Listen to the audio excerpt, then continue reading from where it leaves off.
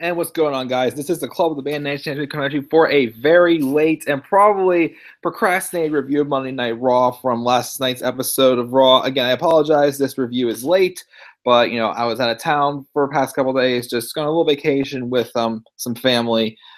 So I didn't get to catch Raw. I caught the highlights, but this is gonna be just like a quick little review. It's like a half an hour before SmackDown starts, and I'm only downstairs now because I'm home alone and still trick or treat for like 20 more minutes, just in case somebody comes to the door. I apologize for the interruption.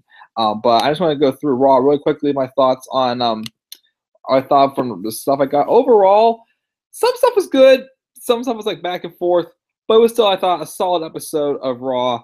Some little goofy little things that we'll talk about in there. We had a lot of returns on this episode of Raw. So let's just like blaze right through this really quick here. The October 30th edition, 2017 Monday Night Raw took place from Baltimore, Maryland, which is just like probably 3 or 4 hours south of here. So we start off the show with Raw General Manager Kurt Angle coming to the ring and just pretty much just apologize after what happened last week when Raw was put under siege by the SmackDown Live roster. Just taking the blame for it. And he said he let his friendship with Shane get the better of him. And how the talent to pay for his mistake. He says, but I promise you this will never happen again. And he's about to get on with about Survivor Series. It seems like Kurt's been trying to talk about Survivor Series, but every time he tries to, he gets interrupted. Because who's the first return of the night? Yeah, that's right. Stephanie McMahon is back on Raw. We saw her on SmackDown Live like about a month or so ago whenever she came out to the ring after Kevin Owens attacked Vince McMahon. And then she's back on Monday Night Raw in her old role as commissioner of Monday Night Raw. We haven't seen her, though, on Raw since she was taken out by Seth Rollins at WrestleMania when Triple H pushed her into her and she fell through the table. That was pretty good. But Stephanie came back and, says her usual bullcrap that gives her even more white heat that we just can't stand. It was the first time I actually get to talk about Stephanie McMahon in a live review. But she just starts telling Kurt how, when he took over for Mick Foley, he's doing a good job. I mean, he stepped in for the Shield. He did this as a night. He did a lot of good things. There was a couple things that happened on the way, such as Braun Strowman gets out in the garbage truck, the whole virus infectious. But you did a good job that I had all the respect for you. He says, until last week, a 20-year friendship can be changed in 20 seconds. Talking about how to just burying Kurt for, let whatever happened on Raw last week with SmackDown's Under Siege happening. Blah, blah, blah, you should be pathetic, blah, blah, blah. The usual Stephanie McMahon bullcrap that, we're tired of seeing because she's going to come on, just talk to people, get the upper hand on them, and they can't do anything about it. But she did raise the stakes and made Survivor Series a little bit more interesting, adding Kurt Angle to the 5-on-5 men's match, which hopefully means that match will be the main event of Survivor Series and not Brock Lesnar versus Jinder Mahal. So it looks like Kurt's job's on the line. Like if he can't win, he'll get the McFoley treatment or whatnot. So that's how Raw started off. There were several matches announced coming up. Like it was supposed to be Bailey and Alicia Fox, Finn Balor and Cesaro. We're going to have a Raw Women's Championship match, which is Alexa Bliss and Mickie James. We also get Seth Rollins taking on Kane and a trick-or-treat street fight between Heath Slater and Rhino, Beauty and the Man Beast, taking on the Good Brothers, the Club, whatever you want to call them. We're going to talk about that very briefly because that was just awful. But, continuing on again because, before SmackDown finishes up. So that was advertised next. It was supposed to be Bailey and Alicia Fox. Before we get there, actually, backstage, Kurt was trying to talk to Stephanie again, just apologizing about everything that's happened, but Stephanie's saying, just keeping her word and saying, you don't like it, ask Mick Foley, you'll do that. And then another limo pulls up as Stephanie's leaving hers, and the Miz pulls up with the Miz Taraj, and he's late, and Angle says because of that, you're going to have to defend your Intercontinental Championship tonight against a opponent of his choice. Since he showed up late, he won't tell him, though, so the Miz is upset, of course, as always, as you can't make the Miz happy no matter what happens. So then next was supposed to be Bailey and Alicia Fox. Fox.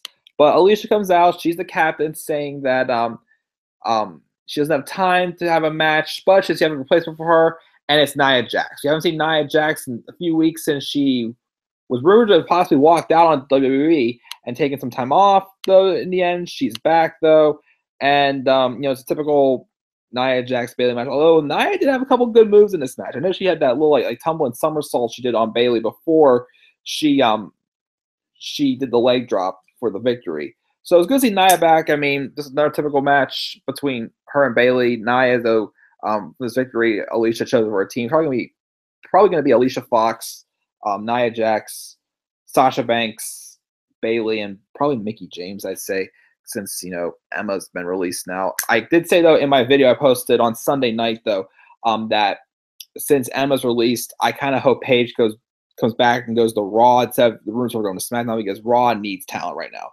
Actually, no, I'm sorry. I'll take one of those five out of there. Put Asuka on Team Raw as well. Have her be the sole survivor. That will help her, get a lot of momentum going.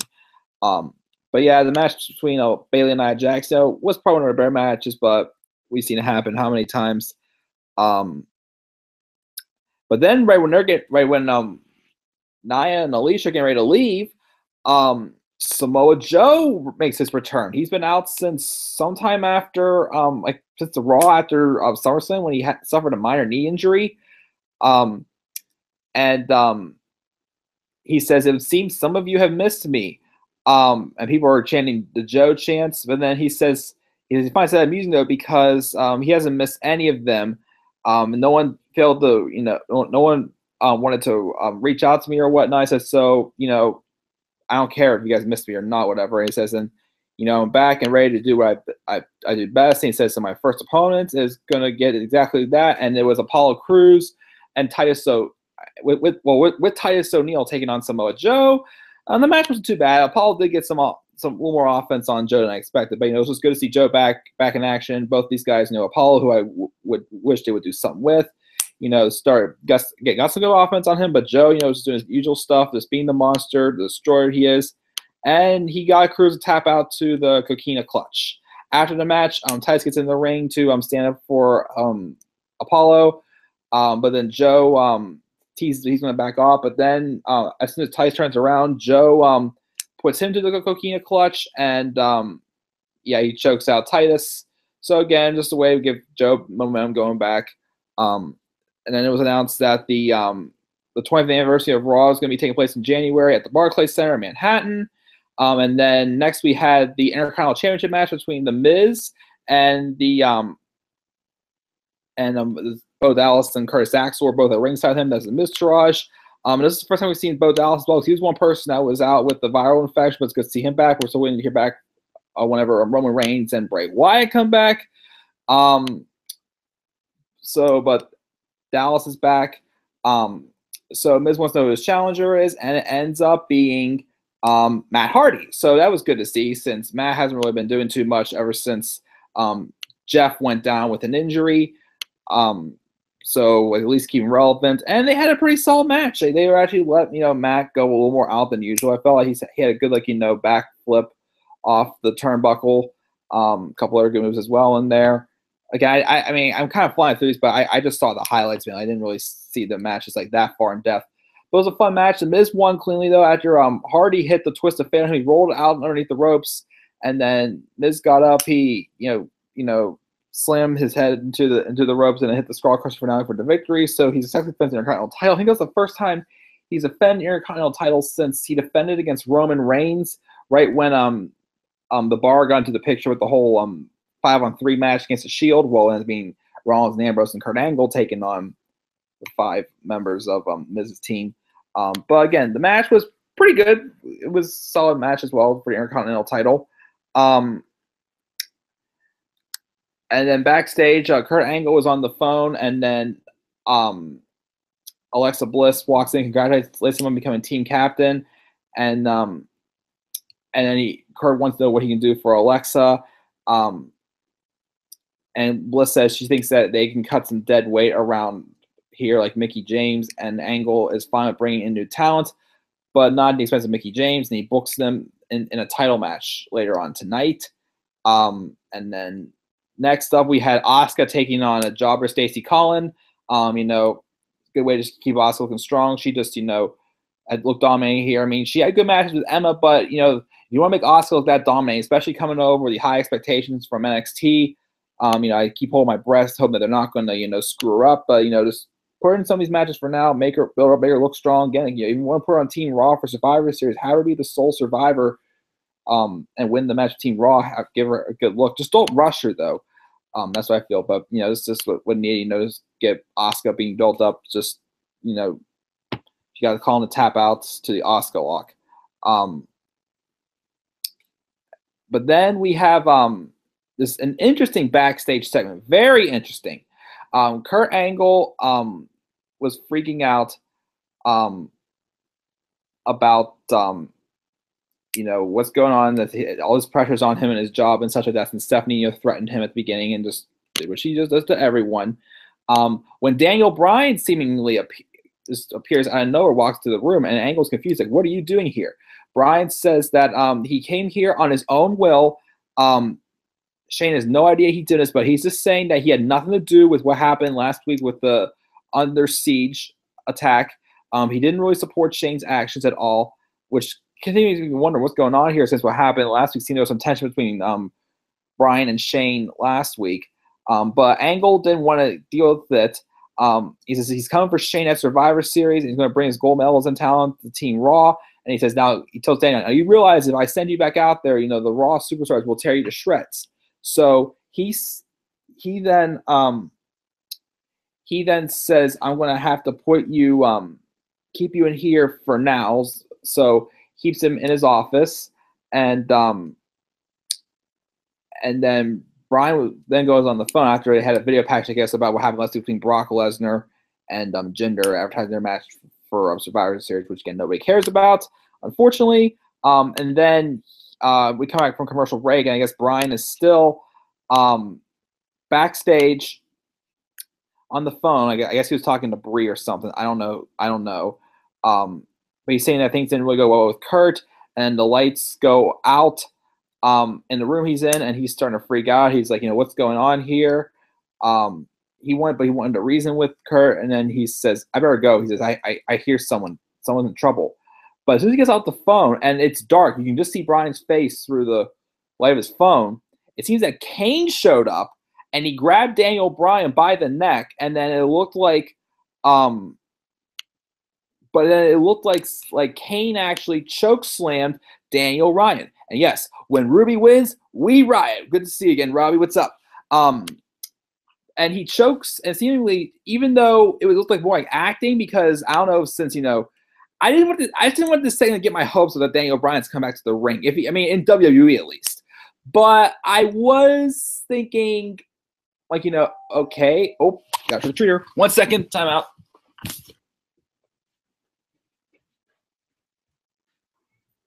Hello, guys. Trick or treat. I got you. You take 2 each. Yeah, they went out.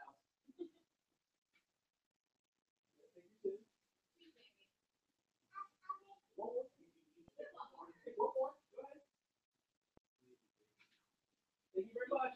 Thank you. Have a good night.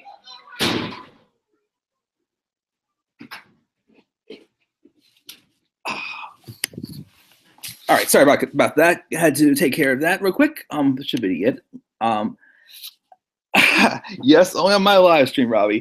Anyways, but getting back to this, I saw it. I'm thinking, why would they do this angle? But then I'm thinking, I don't want to I think could this be some with Daniel Bryan coming back to wrestle? Maybe I don't know. I don't want to get my hopes up.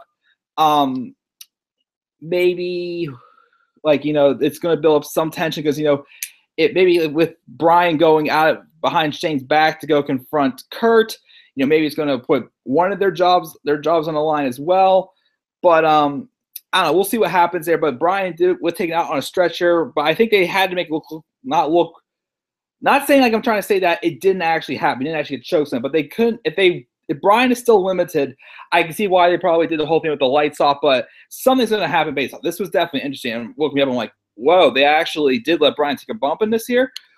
we'll see what happens. But yeah, that was the whole thing with Bryan. And then we had this match, which I thought was a really good match between Finn Balor and Cesaro. I would love to see these guys have a feud, a singles feud. I think that would be strong. Even if it was like a world title or like a mid-card title feud, this would be excellent. And I thought the match was pretty good. Sheamus tried getting there as well, interfering, but Balor was able to overcome the odds there. He would then eventually hit. It looked like he was going to do the coup de grace, but then Cesaro got up and it looked like he more him like either like a coup de grace in the back of the head or like a knee to the side of the head, whatnot. Pretty much, it looked like. But that was how that match finished up there. But again, from the highlights I saw, since I didn't get to watch Raw fully last night, it was still I still thought it was an excellent match. I like to see these two go at it again sometimes. So hats off to the both of them. But after the match, though, Balor goes up to the stage. Then Kane would come out, and he would choke slam. He would then choke slam. And not choke slam, hit Balor with a tombstone pile driver. So I don't know what's going on here with them. All of a sudden, building up Kane being so strong and whatnot. First I thought, they brought him back just for Braun Strowman. Maybe they're trying to make it look good for Braun Strowman, but now it's like he's just wreaking havoc everywhere. Like, why is he going after everybody else? Why is he going after Finn Balor? Or why did he attack Daniel Bryan? It's like, Kane's getting these big pushes again out of nowhere where it's like, he's run his course. Maybe you're going to set Braun Strowman up to eventually retire him. And then, the crazy captain, Alicia Fox, don't really understand why they're doing this to her. This is not it. Not a good choice to be Raw captain at all. I would have rather put since they've been teasing some little tension between Sasha and Bailey, put one of them in there, and then maybe that's what causes one of them to turn on the other. We'll see what happens there. But then we had Seth Rollins and Kane. I saw that. The first thing I thought of was their feud back in 2015 for the WWE Championship. I did not care that time. I didn't really care this time. And plus, this is also the first time these two have faced each other since Rollins suffered his knee injury back in November of 2015 in that street fight against Kane.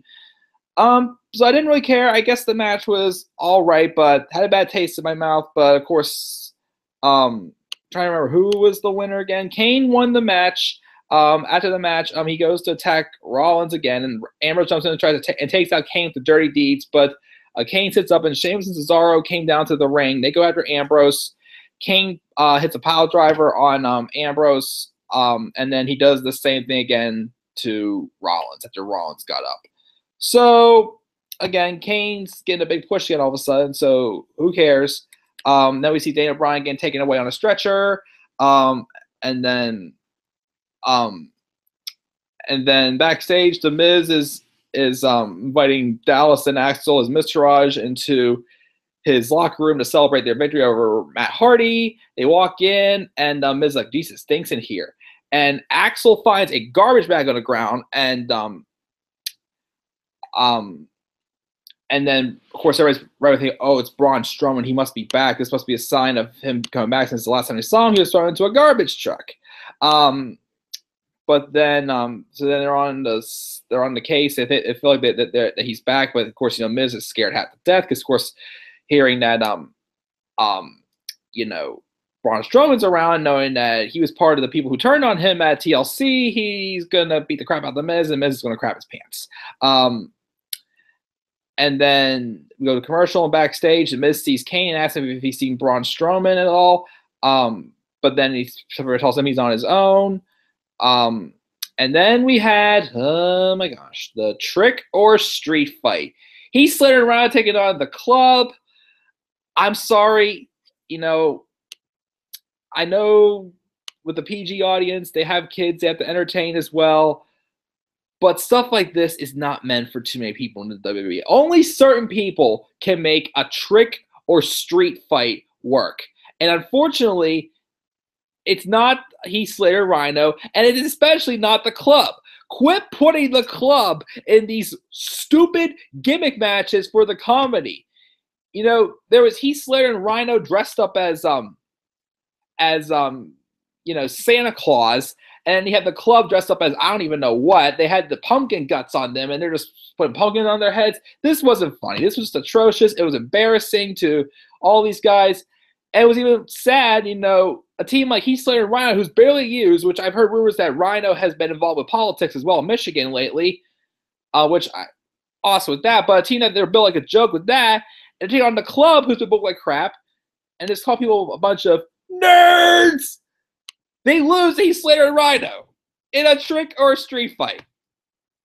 Now at the point where we're saying, Gallows, Anderson, run, just leave WWE.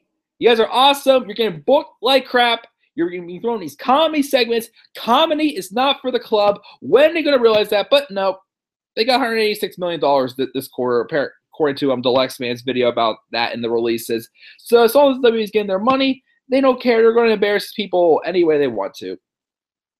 So that's what happens there. Whenever we get the club and Heath Slater and Rhino in a trick or street fight. So I need to add that onto the list really quick as well. I'll do that later. And then we have a commercial break. And then, the Miz is talking about, Cesaro and Sheamus about how he thinks Braun Strowman's back. They're trying to calm him down. And then it says something about, we're such a great team. And then Cesaro and Sheamus are like, team? We're on our own. And leaves the Miz on his own. So, of course, the Miz is terrified to death. And then Elias is playing his guitar again. And, of course, he gets interrupted again, as he never could. And Jason Jordan, instead of throwing veggies at him, and takes a few shots at Elias. And as Elias bails, Jordan picks up his guitar. And, of course, Elias tells him to stop. And then Jordan just breaks it into pieces. Now, this seemed to bother Elias a little bit. But as I keep saying, it bothered him in the NXT when someone broke his guitar. But why is he still using it as a weapon whenever he wants to, though? To me, it does not make no sense. I don't get it why. So we have a feud between Jason Jordan and Elias. Whatever. We then had a cruiserweight match. It was Drew Gulak taking on Kalisto. Before the match, we had Drew Gulak coming out there to pretty much come out and have Enzo Amore, the cruiserweight champion, in his corner. Amore is choosing Kurt Angle of tossing out title shots like Halloween candy, and Gulak does his soft chant, but he spells it S-O-F-T instead of S-A-W-F-T, and Enzo doesn't seem happy about it. Again, why is Enzo having friends now on the Cruise division? I thought he was hated. And again, as I said last week, probably, it may have been changed at first because Enzo wasn't the cruiserweight champion, but now he's a champion again. He has a target on his back, so why aren't people taking shots at him now? Why he's still having friends doesn't make any sense, but continuity of storytelling is not in the WWE anymore, so what do I know? Not that I went to school for video production as well, and I don't know anything about it, but, whatever. The cruiserweight title, we had a match between Drew Gulak and Kalisto. It's whatever. Kalisto won the match to Selena Del Sol, and after the match, Enzo Amore attacks him and does his dance. Whatever. Fire whistle, trick or treat's over. Turn off the light after I finish this. But then we had the Raw Women's Championship, which was used as the main event match. It wasn't the last match of the night, though. Alexa Bliss and Mickie James. Match is okay. It wasn't really as good as what I thought it could have been. They actually had to put on a pretty good match at TLC, but the match was just average.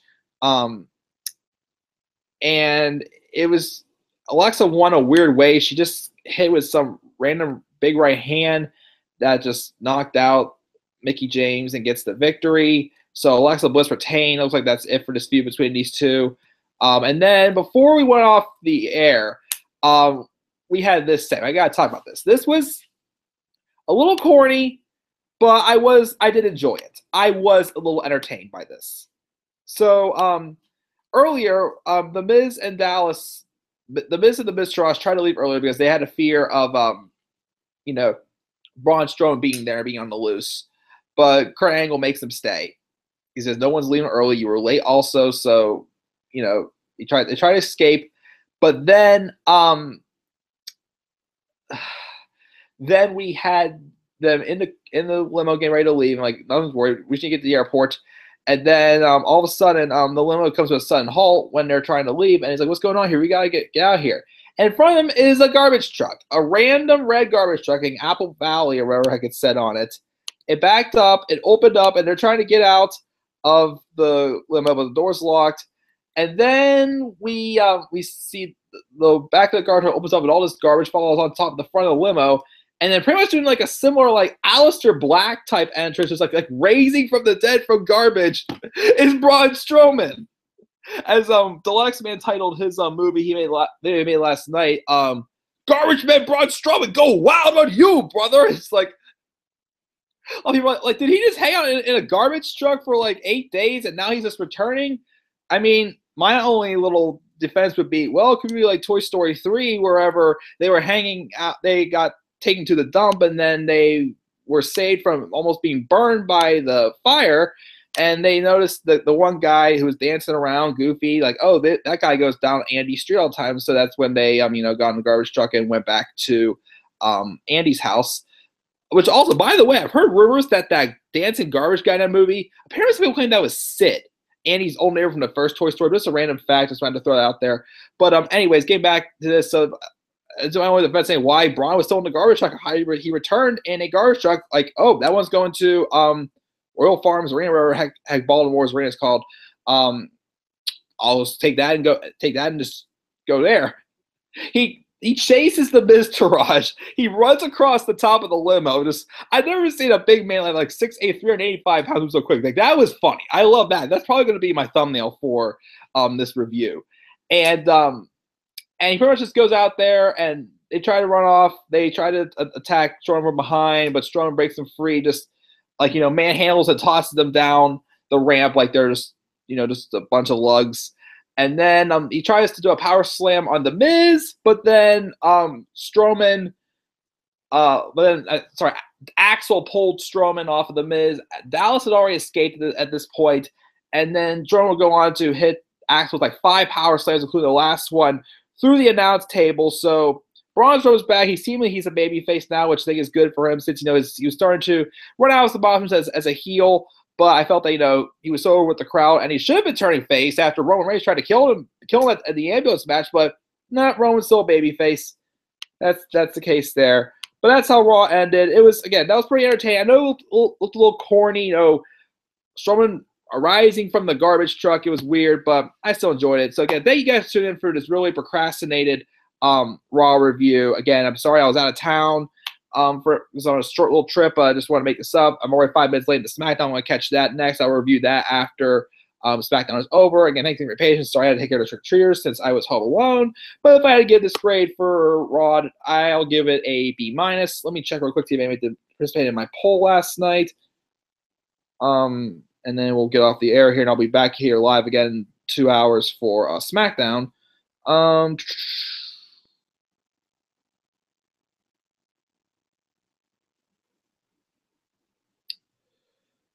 3 votes from last night's grading for my Raw poll. One person said B, and 2 people said C for their grade. I'm giving it a B-. Decent show. Not terrible. Had some downs, such as a trick or street fight. But some good stuff as well. Race takes a little bit. Got me a little more excited for Survivor Series, but still not that excited yet. Let's see what SmackDown's tuned in, guys. I'm going to check out now. As always, please make sure to like this video, subscribe to my channel. Please make sure to follow me on Twitter, Airboy93. And again, I'll be back up here we'll be upstairs in my bedroom, though, for my SmackDown review in like 2 hours. So until then, guys, I'll see you then. Stay classy.